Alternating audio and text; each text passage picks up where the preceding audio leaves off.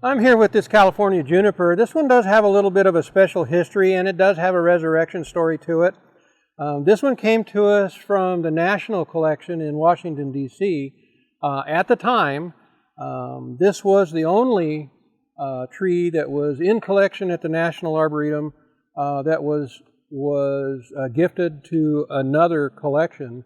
And the reason that this one came here is that California junipers don't do really well in Washington, D.C.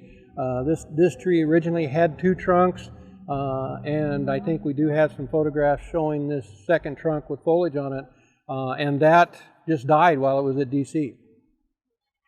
So at the time, Jack Sustick was the curator there. He called me up and said, "Bob, how'd you like a tree from the National Arboretum?" And I said, "Sure, we'll take it," and tried to work out how we would get it shipped.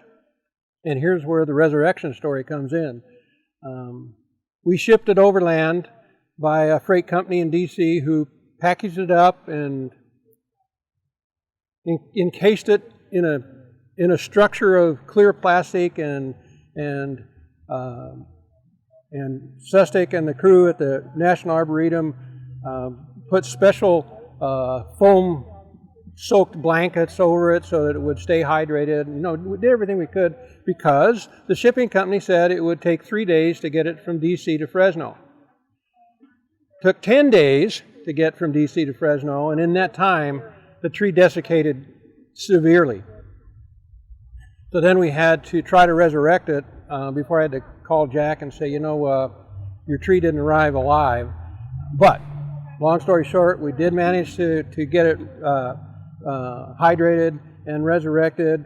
We lost some foliage and some branches, so we're in the process of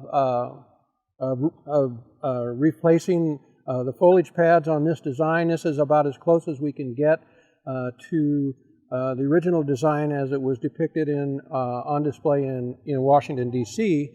The California connection for this particular tree is this is an old Ernie Quode tree that he donated to the National Arboretum, and it's back now in California. We're happy with this tree.